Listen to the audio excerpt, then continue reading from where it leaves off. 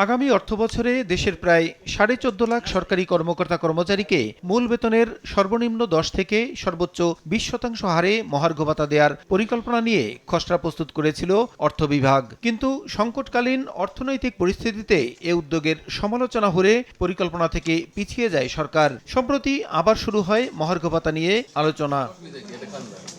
এমন পরিস্থিতিতে মঙ্গলবার সকালে সরকারি ক্রয় সংক্রান্ত উপদেষ্টা কমিটির বৈঠক শেষে অর্থ উপদেষ্টা জানান, মহার্ঘ ভাতা দিতে আসছে বাজেটে বরাদ্দ থাকছে। মহার্ঘ ভাতা আমরা অ্যাক্টিভলি কনসিডার করছি। না আমি এটা নিয়ে আমি কনসিডার করছি, এটা কমিটিকে দায়িত্ব দিয়েছে, আমি ওরা ওয়ার্কআউট করলে আমার কাছে দেবে।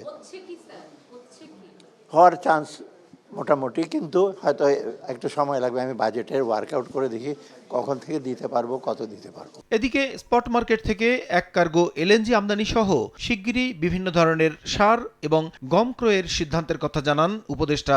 গম, এলএনজি এগুলো আমরা তাড়াতাড়ি আনার জন্য বলছি।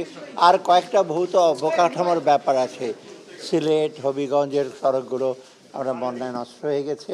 যশোর মেডিকেল কলেজ হাসপাতালটা হয় নাই। তারপর কক্সবাজারে মেডিকেল কলেজ আছে, হাসপাতাল হয় নাই। হাসপাতাল ছাড়া মেডিকেল কলেজ কিন্তু ইফেক্টিভ না। এগুলো আমরা অ্যাপ্রুভ করে দিয়েছি। স্থলবন্দর দিয়ে বাংলাদেশ থেকে বিভিন্ন পণ্য আমদানির উপর ভারতের নিষেধাজ্ঞার বিষয়ে আলোচনার মাধ্যমেই সমাধান আসবে বলে জানান অর্থ উপদেষ্টা।